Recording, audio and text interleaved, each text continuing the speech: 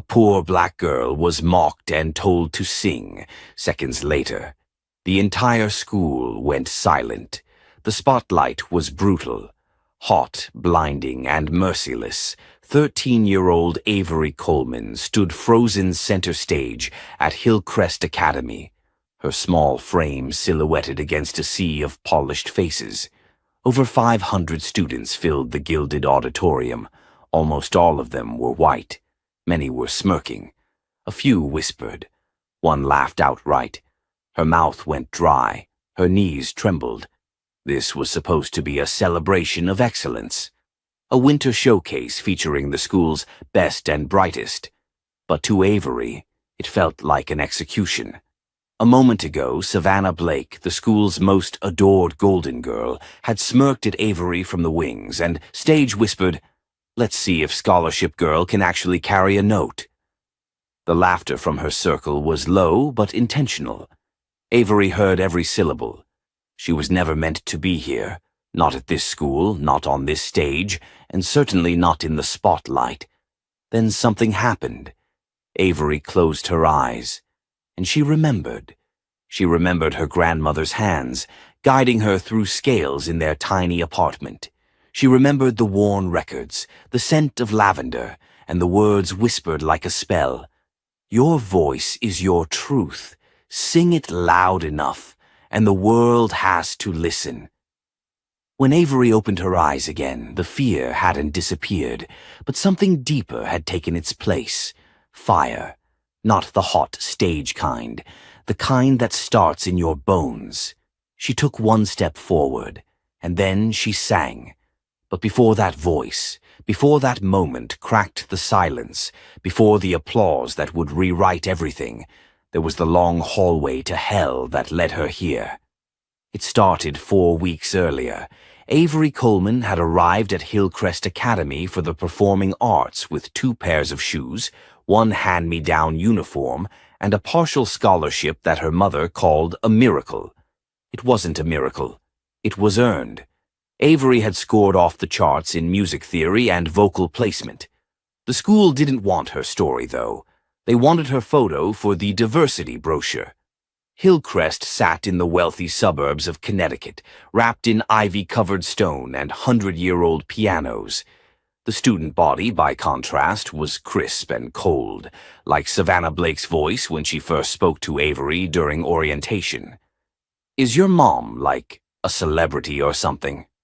"No," Avery had replied cautiously. Savannah had blinked. "Oh, then how do you get in?" Avery had smiled. "Talent." Savannah didn't smile back. From day one, Avery learned the rules. Speak softly, walk quickly, stay invisible.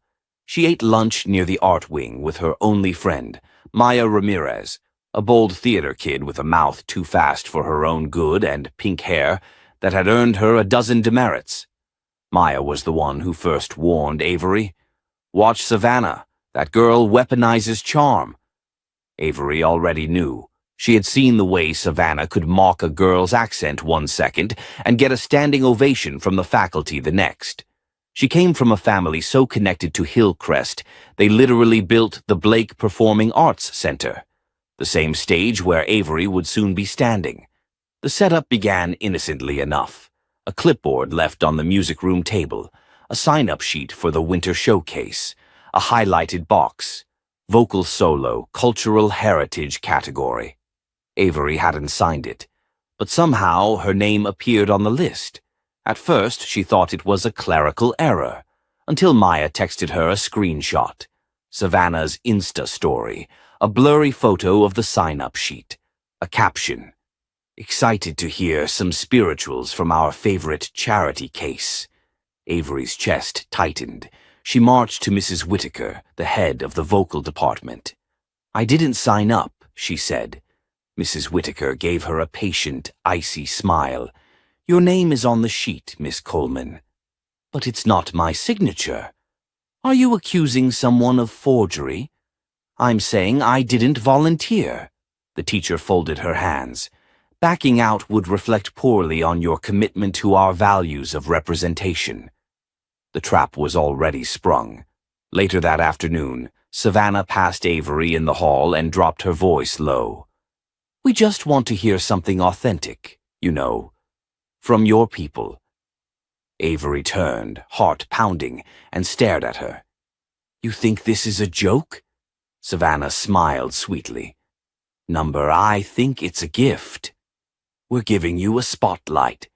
That night, Avery came home to the soft hum of her mother, Danielle, boiling pasta after another double shift.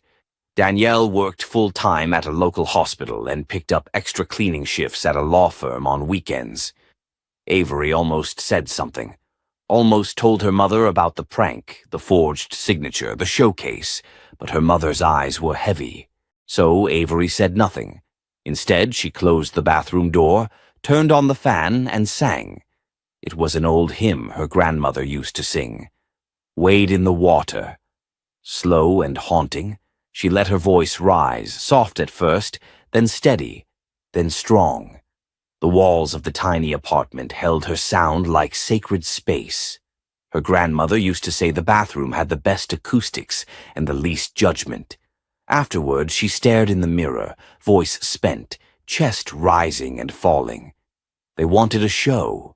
Fine. But she'd choose the song, and the voice, and the truth. The next morning, Mrs. Whitaker handed her a folder. "I selected a more refined piece," she said, tone crisp. "Ave Maria." Avery blinked. "That's not an African-American spiritual." Mrs. Whitaker's smile thinned. "We believe this selection better represents the school's standards." That was the moment Avery understood. They didn't just want her to fail. They wanted her to prove them right. The poor black girl who didn't belong. She walked to rehearsal with the music clutched in her hand, head down. Then she heard a voice behind her. "You'll never hit the G-sharp without support from your diaphragm." She turned. It was Mr. Travis, the janitor. Tall, lean, eyes like tired jazz. He nodded to the sheet music in her hand. "I've heard you humming. You've got lungs, but Ave Maria isn't made for lungs like yours." "You know music?" she asked, surprised. He chuckled. "Taught vocal performance at Juilliard before I taught myself to mop floors." That night, in the darkened music room, Mr. Travis pulled out a faded binder. "If they want spirituals, give them one, but do it your way." Inside was an arrangement of Swing Low, Sweet Chariot. But this wasn't the church version. It had jazz progressions, unexpected phrasing, room for improvisation. It was bold, beautiful, unapologetically black. "They'll hate it," she whispered. He smiled. "Then they'll hear it." They began rehearsing in secret. Each night after cleaning, Mr. Travis stayed late. He taught her breathing, phrasing, control. Not just to sing, but to say something with her voice. Something they couldn't twist or label. She sang not to fit in, but to rise. And when showcase night arrived and Savannah Blake whispered one last insult behind her glossy smile, Avery Coleman didn't blink. Because she remembered the bathroom. She remembered the binder. And she remembered that truth only needs one moment to become unforgettable. She opened her mouth, and everything went quiet. The next morning, Avery Coleman sat in Mrs. Whitaker's choir room, pretending to study the sheet music for Ave Maria. The notes stared back like a threat, high and cold and perfect. She could barely read them without her throat tightening. Her palms were slick with anxiety. "You'll need to extend your breath support," Mrs. Whitaker said from her desk, not looking up. "This piece demands more control than what you demonstrated in your last assessment." Avery didn't respond. She knew it wasn't a critique. It was a warning. As she walked out of the room, she spotted Savannah leaning against the hallway lockers, flanked by her ever-present entourage, Lila, Chloe, and Alexis, the Hillcrest Holy Trinity. Savannah looked up, a gleam of satisfaction in her icy blue eyes. "You know," she said casually, brushing a golden strand of hair behind her ear, "Ave Maria is such a Classic. I thought you'd go with something more rhythmic, something soulful, Lila snorted. Guess even charity cases can appreciate real music. Avery held her gaze. You forged my name. Savannah blinked, then smiled. Excuse me. You put me on that list. Savannah leaned forward, her voice barely above a whisper. Prove it. Avery's heart pounded, but her voice didn't shake. Don't worry, I will. Later that day, she found herself sitting alone in the library's far corner. Even Maya was absent, called away by the drama club to help rehearse a Shakespeare scene. Avery opened her notebook and began copying the notes of the jazz arrangement Mr. Travis had shown her. She didn't notice the librarian walking past her table. She also didn't notice the phone camera poking just above a nearby bookshelf. By lunch, someone had posted a photo of her handwritten music with the caption, "Guess she's still rewriting the classics." That night, Avery found her mother in the kitchen, heating up leftover spaghetti. Danielle Coleman looked more exhausted than usual. Her nurse scrubs were wrinkled, and her hair was pulled back into a loose bun. "You've been quiet lately," she said gently, handing Avery a plate. "Something wrong at school?" Avery hesitated. The words sat heavy on her tongue. Danielle tilted her head. "Avery?" "They want me to sing at the winter showcase," Avery mumbled, "but not something I chose. They're setting me up to fail." Her mother's face tightened. "Who?" "My teacher. Some students. It's all a game to them."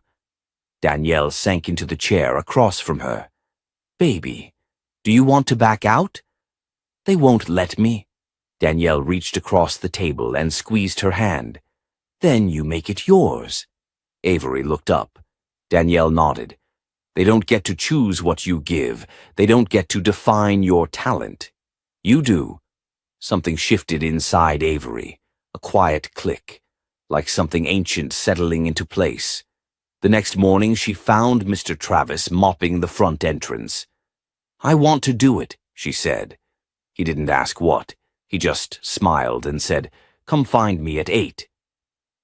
That evening they met in the old theater behind the music wing. It was rarely used now. The lights were dim, the stage dusty, the soundboard ancient. But the acoustics, those were golden.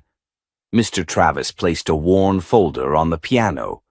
"We're going to build something they can't ignore." As Avery began her first full rehearsal of Swing Low, Sweet Chariot, jazz style, the room seemed to hum with her grandmother's spirit. The chords were warm, the phrasing alive. Her voice trembled at first, then grew bolder. By the third run, even Mr. Travis nodded with approval. "You've got it," he said. But outside, the wolves were circling. Unbeknownst to Avery, Savannah had gotten hold of a partial recording of one of her early practices, recorded secretly by a student who'd followed her. They edited it, auto-tuned it poorly, and passed it around with the caption, "When talent skips a generation." It was sent to nearly every student inbox by morning. By third period, the halls of Hillcrest buzzed with smirks and whispers. In English class, their teacher, Mr. Ellison, attempted an olive branch. "We'll be looking at modern song lyrics next week. Maybe Avery can help us understand more. Urban selections." Several students laughed. Avery's cheeks burned. She stared down at her desk. After class, Maya caught up to her. "They're scared of you," she said. Avery blinked. "What?" "That's what this is. They see what you're doing and it scares them. You don't fit their version of the story." Avery almost smiled. Almost. Then the call came. Danielle was asked to report to HR at the hospital. Someone had anonymously filed a complaint accusing her of neglecting responsibilities and creating tension with donors. Avery didn't need a transcript to know what that meant. That night, Danielle sat on the couch staring at a letter from her employer. "I might lose one of my jobs," she said softly. Avery's stomach twisted.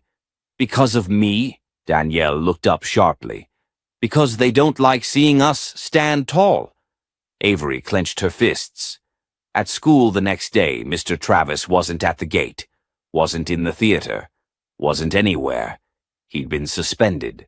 Word had gotten out that he was coaching Avery. Principal Gaines released a statement. Staff must remain within the scope of their employment. They called it policy. Avery called it punishment. That afternoon she found an envelope slipped into her locker. No name. Inside, a photo of her mother cleaning floors, crudely edited with the caption, "Maybe she should sing instead." Avery didn't cry. She didn't scream. She walked to the old theater, alone this time. She placed the sheet music on the stand, and she sang, not to impress, not to belong, to reclaim. As her voice rose, echoing against the old walls, something became clear.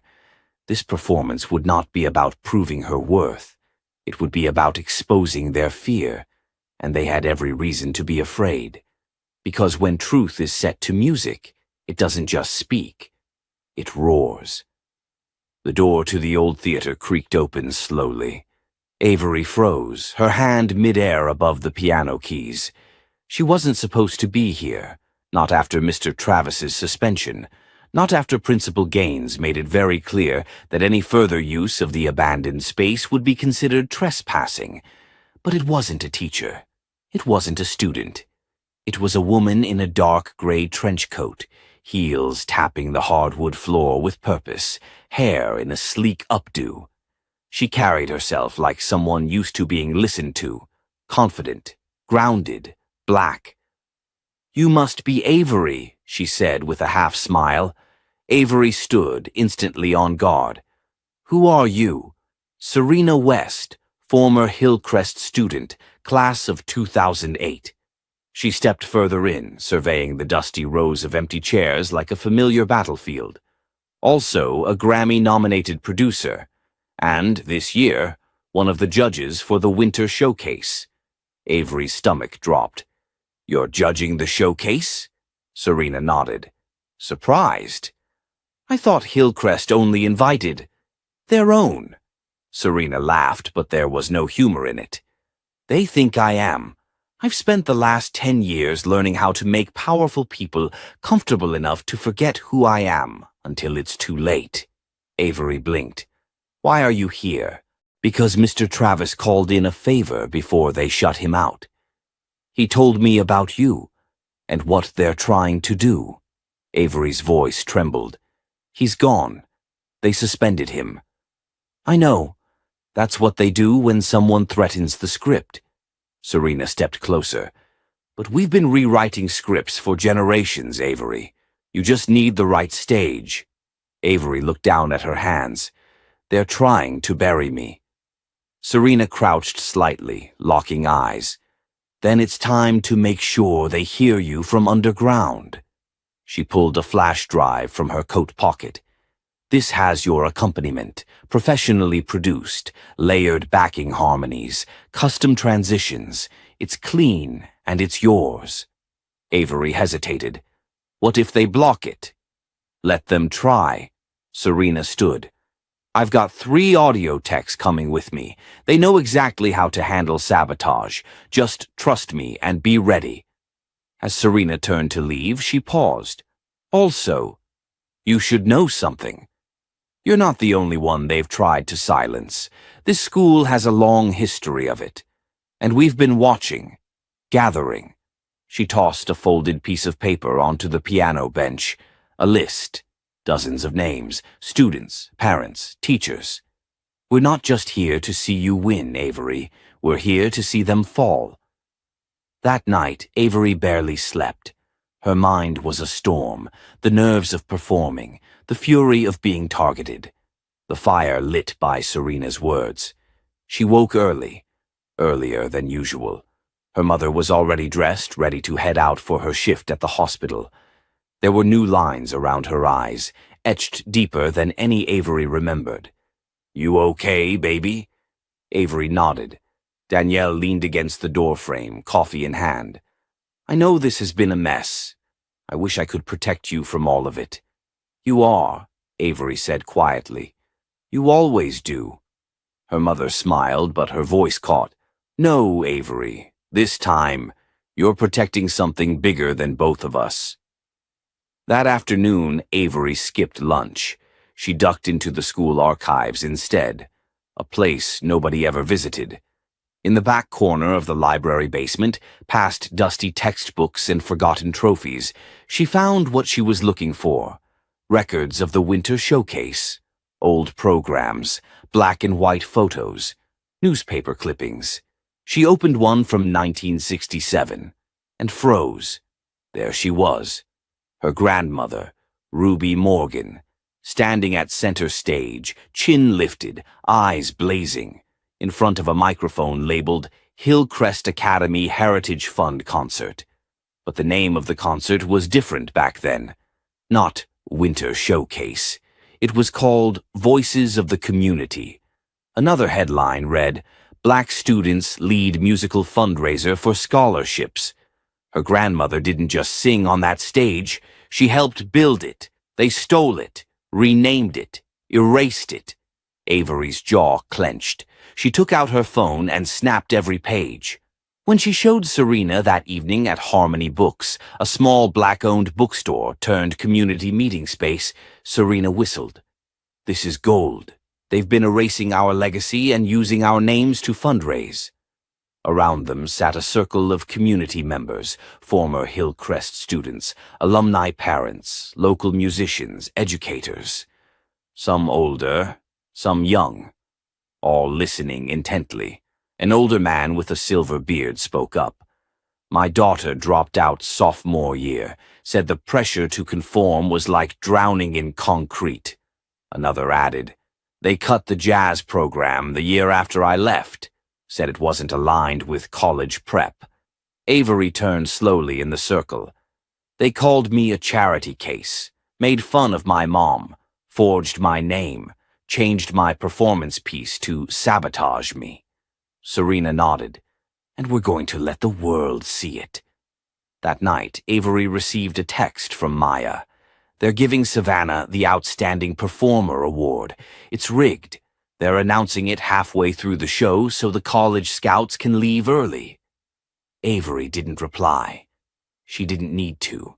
They thought they could control the story. But stories told from the center of truth are louder than lies whispered from the edge of power. Tomorrow night, Avery would sing with a new understanding.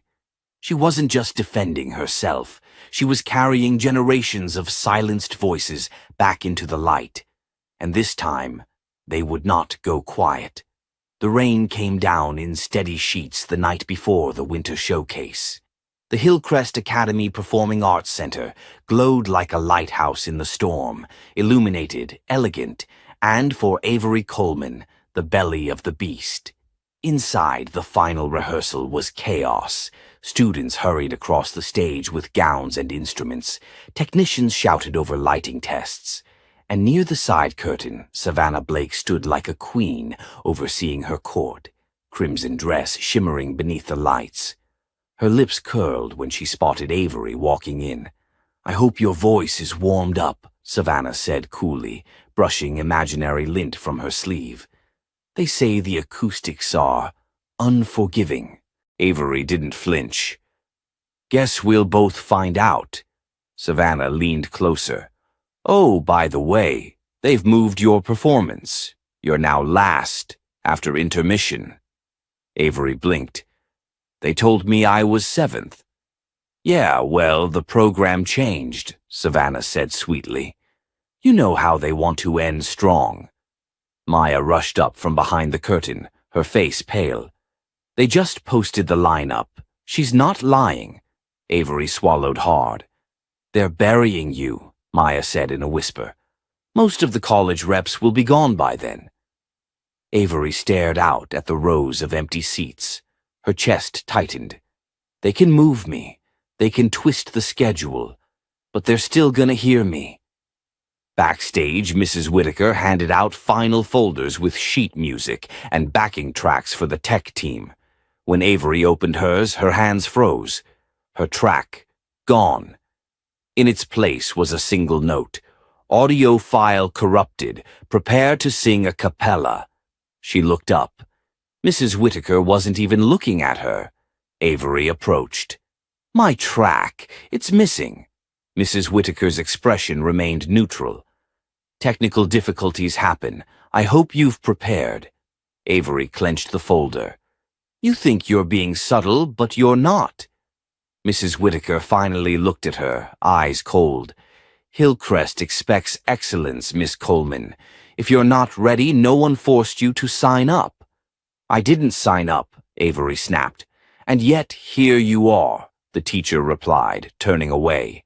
Avery backed away slowly, heart pounding, rage rising. In the dressing room, her mother waited with a calm that Avery knew was barely holding.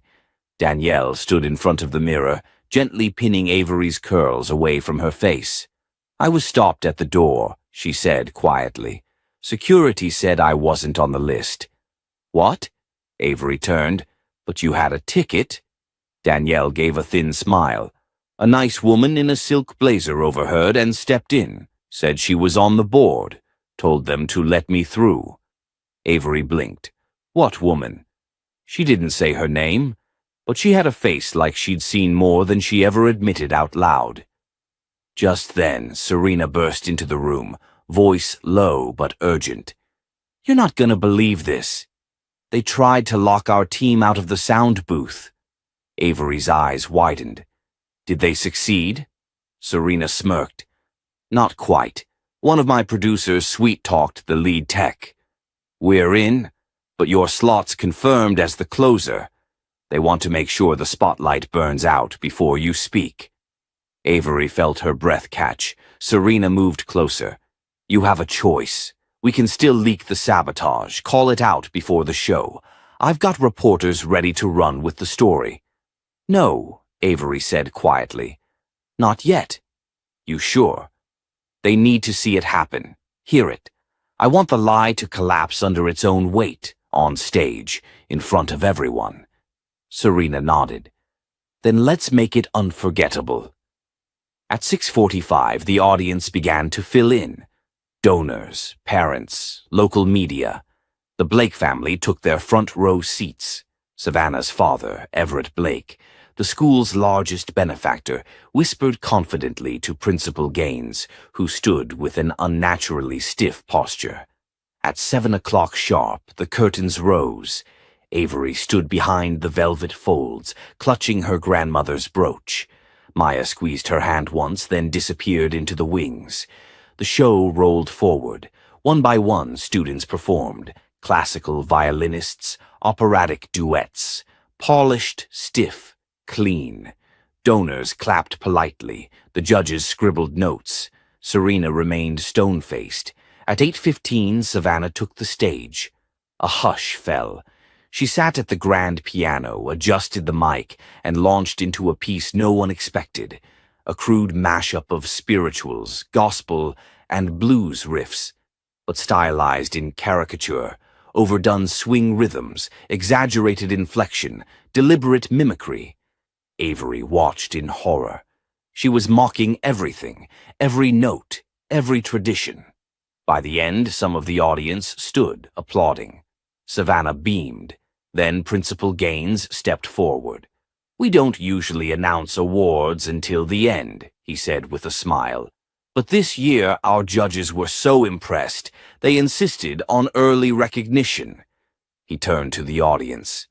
The Outstanding Performer Award goes to Savannah Blake. Applause thundered from the front rows. Savannah stepped forward, wiping a fake tear, and curtsied. Avery stood in the wings, frozen, not from fear, but from something colder. Older, disgust, disbelief. Then the whisper came. She just stole your entire culture, Maya muttered beside her. No, Avery whispered back. She just exposed herself.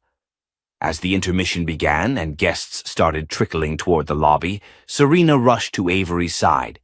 Half the judges are furious. The other half are playing politics, but cameras are still rolling. Your moment's coming. Avery stepped out into the hallway. She saw her mom across the lobby, surrounded by a few community members who had arrived late but still found seats. A woman Avery didn't recognize handed Danielle a small envelope. She opened it. Inside was a program from 1967, with Ruby Morgan on the cover. Danielle looked up at Avery with tears in her eyes. "Finish what she started," she mouthed. Avery nodded, heart full, spine straightening. The curtain call was announced. It was time. And no matter how much they tried to dim her, the truth was coming. Not whispered, not safe, but sung, bold and untamed, and it would not go unheard. The curtains hadn't even closed before the exodus began. Avery watched from the shadows as the front rows, donors, scouts, alumni with tight smiles, stood, shook hands, and casually made their way to the exits. The announcement of Savannah's award had triggered exactly what Hillcrest planned, a quiet signal that the showcase's highlight had already passed. Her name wasn't even mentioned. "Unbelievable," Maya hissed beside her. "They're cutting your audience in half before you even sing." Avery didn't blink. "Then I'll sing to the half that stays." Backstage, Serena rushed up with fire in her voice. "They tried to pull the plug on your mic. I had to threaten to go live on social if they touched the soundboard again." Avery's nerves were razor sharp, but she kept her voice steady. "Let them try. We've got eyes in the room now." And she was right. While many of the elite families exited the auditorium, a different crowd had started to fill in the empty seats, quietly, purposefully. Former students, local musicians, community leaders. Some wore Hillcrest pins from 20 years ago. Others came dressed in church hats and leather jackets, faces weathered and patient. The ones who'd waited a long time for this moment. Avery stood at the side curtain, holding her sheet music, not the school's assigned Ave Maria, not the forged cultural heritage piece they'd tried to force on her, but her grandmother Ruby's original composition, Unsilenced. Serena's voice was low in her ear. "Just remember, the cameras are still rolling. They can't mute all of us."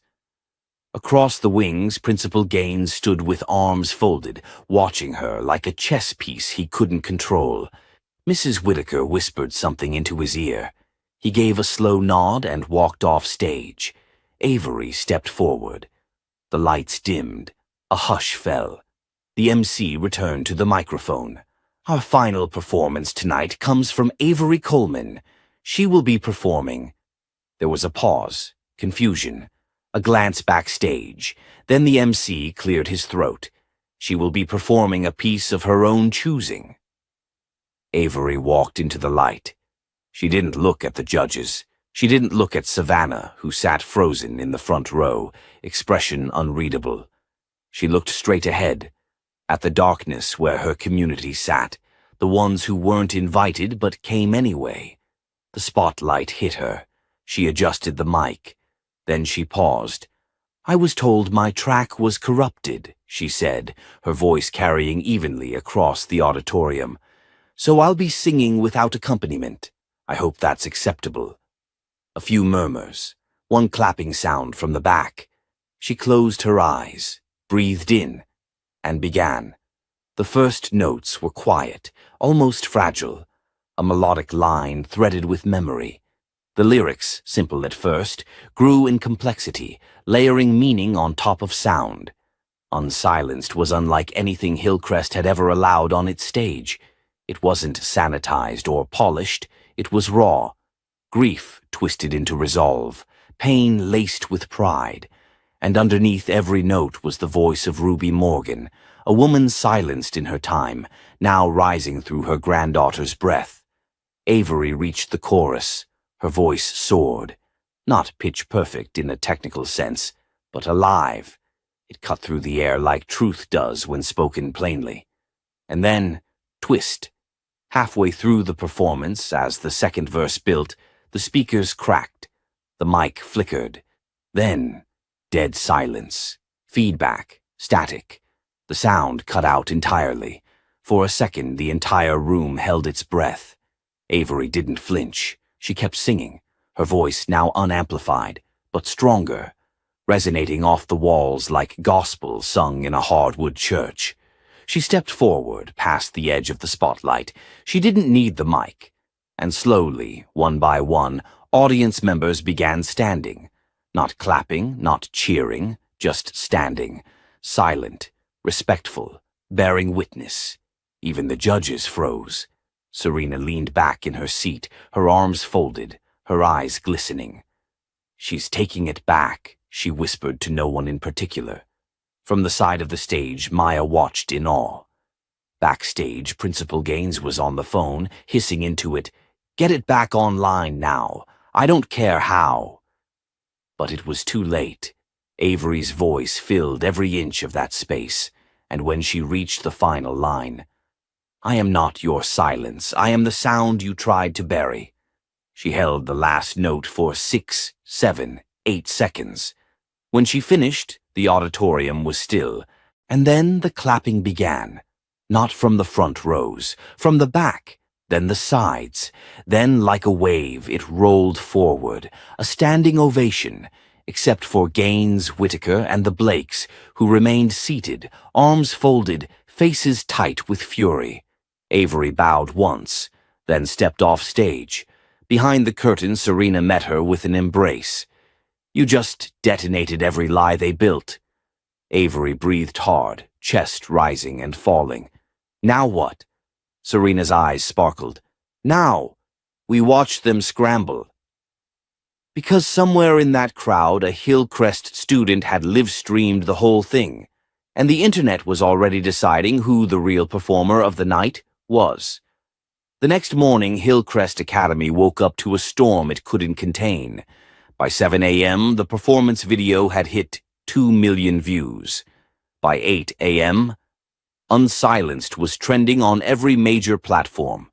Clips of Avery's unamplified solo were being shared with captions like, "This girl didn't need a mic to expose an entire system," and "She sang without a mic, but everyone heard her loud and clear."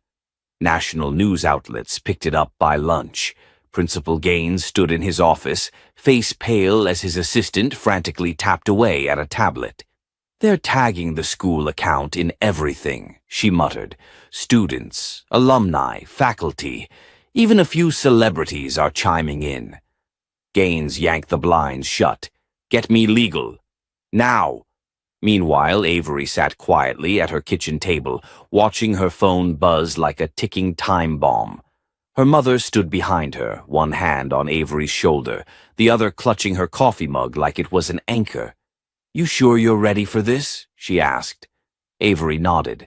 "I didn't expect it to happen this fast, but I'm not hiding." The doorbell rang. Serena burst through the front door like a whirlwind, holding up her phone. "Girl, Beyoncé's cousin reposted your video with a quote from Audre Lorde. You broke the internet." Maya followed close behind. "And CNN's reaching out. They want to do a story on the song that shook Hillcrest. You're a headline now." Avery blinked. "I haven't even checked the comments." "Don't," Maya warned. "Half of them are love letters. The other half, people from Hillcrest trying to clean up the mess." Serena scrolled. "Savannah Blake just posted a Notes app apology. Says she regrets her complicity in a system that silences black excellence." Real tearjerker. Avery's jaw tensed. "Complicity isn't a mistake.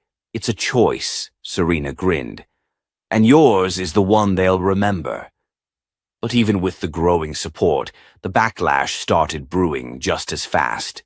By noon, Hillcrest's board issued a bland, legal-sounding statement. "We are aware of the recent events surrounding our winter showcase and are conducting a full review of procedures and staff conduct." That only poured gasoline on the fire. Former Hillcrest students began sharing their own experiences of bias and erasure. A retired teacher wrote a public letter exposing a pattern of suppressing student-led initiatives by students of color. And then the twist nobody saw coming happened. a former Hillcrest administrator, one who had quietly resigned a year ago, came forward on video. Gray hair, calm voice, no theatrics, just the truth. "I was part of the problem," she said. "I stayed silent while brilliant young black students were pushed aside, their ideas dismissed, their voices quieted. What happened to Avery Coleman was not an accident. It was policy, and it's been happening for years." The clip went viral instantly. Suddenly, this wasn't just about a showcase. It was about a system. Avery's inbox flooded with interview requests, messages from advocacy groups, and offers from record producers. She ignored most of them. Instead, she wrote a statement of her own. Not a PR-crafted apology. Not a rebuttal. Just her words. "My song was not an audition. It was a declaration. I am one of many voices that have been told to wait their turn. I'm not waiting anymore." She posted it without hashtags, without fanfare, and it spread like wildfire. Later that night, as the sun dipped behind the city skyline, Avery and her mom sat on their building's rooftop. Serena and Maya had joined them, all huddled in blankets, watching the notifications light up the screen like fireflies. "Do you think they'll expel me?" Avery asked, the first trace of fear in her voice. Her mother didn't answer right away. Then she said, "Maybe. Or maybe they'll offer you an award to save face. Either way, you already won." Maya nodded. "You turned a stage built to silence you into a platform for truth. They can't unhear what you sang." Avery looked out into the night, the city alive below her. She hadn't planned this. She hadn't rehearsed for viral fame. But she had told the truth, and people had listened. What came next? She didn't know. But for the first time in a long time, she wasn't afraid of what was coming. She was ready for it. The morning after the video hit national headlines, Hillcrest Academy announced an emergency school assembly. Mandatory, no exceptions. Whispers rippled through the student body. Rumors swirled. Some said Principal Gaines was resigning. Others claimed the entire music department was being shut down. Avery walked the hallway with Maya and Serena by her side, the air around her heavier than usual, eyes on her from every direction. But no one dared whisper today. Inside the auditorium, the air buzzed with tension. The same room that had once muted Avery's voice now echoed with anticipation. The stage was stark, no lights, no props, no decorations. Just a microphone on a stand. Avery, clutching her notebook, sat in the front row, surrounded by faculty and students. She'd been personally invited to attend, though no one had told her why. Principal Gaines walked onto the stage. His suit looked more wrinkled than usual. His eyes were red-rimmed, not from crying, but from a war of emails, calls, and boardroom interrogations. He approached the mic slowly. "There's no easy way to begin," he said, voice raspy. "What happened last week during the winter showcase was more than a technical mishap. It was a failure of leadership, and it exposed deeper issues, ones that have existed at this school far too long." A few murmurs passed through the crowd. "We allowed a culture of favoritism, of exclusion, and in doing so we failed our students, especially our students of color." Avery's heart raced. She didn't trust him yet. But this wasn't the speech she'd expected.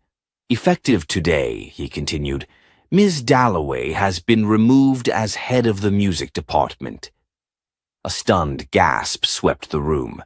Students turned to one another in disbelief. Avery's grip tightened on her notebook.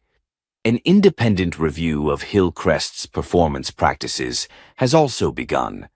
We're committing to structural changes, not just statements. We are forming a student advisory council, led by Avery Coleman. Avery froze. Maya whispered, "Did he just say your name?" Serena nudged her. "Get up there." Avery stood, legs trembling. She hadn't prepared a speech. She hadn't planned to speak at all. But as she climbed the stairs, the crowd's silence met her like a warm current. not cold this time. Expectant, respectful. She reached the mic, swallowed.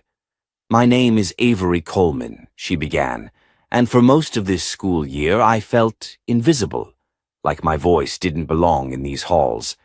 But last week when I sang, really sang, I wasn't trying to be heard. I was trying to remind myself that I still had something to say." Her eyes swept the crowd. Some faces nodded, some bowed in guilt, and some, surprisingly, smiled. "This isn't just about music. It's about equity, about not having to shout to be taken seriously, about not having to be exceptional to be treated fairly." She paused, then added softly, "But also about knowing your worth, even when no one else sees it." She stepped back. The silence that followed was heavier than applause. It was reverent. And then it came. First, a single clap, then another. Then all at once, a standing ovation. After the assembly, Miss Dalloway stormed through the hallway, her office box in hand. Her face was stone, but her eyes flickered with something Avery didn't expect. Reluctant acknowledgement. Not quite respect, but no longer denial. She passed Avery without a word. Outside the school gates, Avery was met by local reporters. But before they could ask anything, a black SUV pulled up.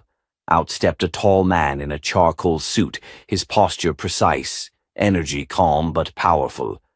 "Ms. Coleman," he asked, "my name is Anthony Rhodes. I work with the National Youth Arts Council. We'd like to speak with you about a special initiative." Avery blinked. "Me?" "You've sparked something," he said. "We think your voice could do even more, if you're willing." She exchanged glances with Maya and Serena. Maya mouthed, "Say yes." But Avery didn't answer yet. Not out of fear, but because for the first time in her life, she realized she had the luxury of choosing. She smiled slowly. "Let's talk." That evening, Hillcrest's campus felt different. Walls that had once echoed with unseen biases now held new energy. Students stopped Avery in the hallway, not just to praise her performance, but to ask questions, to talk, to listen. The change was quiet, but it was happening. Back home, she sat by the window, notebook open on her lap, pen poised. The last line she wrote read, "I thought they silenced me, but all they did was give me a reason to be louder." 2 weeks had passed since the showcase. Avery's world had changed, but not in the ways she'd expected. Yes, she'd been offered interviews, scholarships, even a music label meeting. But that wasn't what stuck with her. What stayed with her was the message from a 7th-grade girl at a public school across town. "I watched your video. I'm black too. I never thought someone like me could sing like that on a stage like that. You made me want to try." That was the moment Avery knew it was never about revenge. It was about resonance. She stood in front of the Hillcrest Auditorium once again, this time not as a silenced voice, but as the head of the newly formed Student Arts Council. The room buzzed, not with judgment but excitement. Real energy. Diverse faces sat in every row, students who had never been chosen, never been given a mic, and today they would take the stage. As she adjusted the mic, Avery looked out into the crowd. Serena stood in the wings, headset on, running sound and lights like a pro. Maya held a clipboard, cueing acts backstage, her usual sarcasm replaced by a rare stillness. They were building something together now, something that would outlast applause. "Thank you for coming," Avery said into the mic.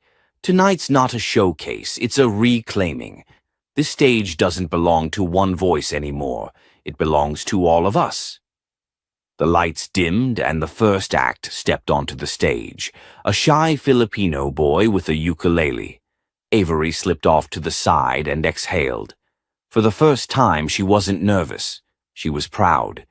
But just as she was about to head backstage, she was stopped by a familiar voice. "Impressive speech." She turned around. Miss Dalloway stood there, not in her usual prim attire, but in jeans and a sweater. No clipboard, no glare. "I didn't expect to see you here," Avery said coolly. "I didn't expect to come," Dalloway admitted. "But I watched. Every post, every statement. I realized I taught notes, not voices. I didn't listen." Avery raised an eyebrow. "And now? I'm not here for redemption," she said. "Just recognition. You changed more than this school. You changed me." It wasn't an apology, but it wasn't nothing. Avery nodded once. "We're full for the lineup, but you're welcome to listen." Dalloway smiled faintly. "That's what I'm finally learning how to do." Later that night, after the final act, a group of immigrant girls singing in 5 different languages, the entire auditorium erupted in applause. The walls of Hillcrest Academy, once so pristine and cold, now vibrated with warmth. Backstage, Avery grabbed her phone. Her inbox was a flood of new messages again. Parents, local news, even a student from Kenya who said she'd shared Avery's story in her class. She opened her video app, hit record, and looked directly into the camera. "There was a time when I thought silence was safety, that blending in was easier than standing out. But then I stood on a stage with no mic, and somehow the truth got louder. And now, I don't just sing for myself, I sing for every kid who's ever been told, 'Wait your turn,' or 'Not you.' Because we've waited long enough." She paused, then added with a smile, "If this story meant something to you, if you've ever been told you weren't enough, then join us. Share this. Support the voices that still haven't been heard, and if you want more stories like this, real, raw, and powerful, subscribe to the channel, because we're just getting started."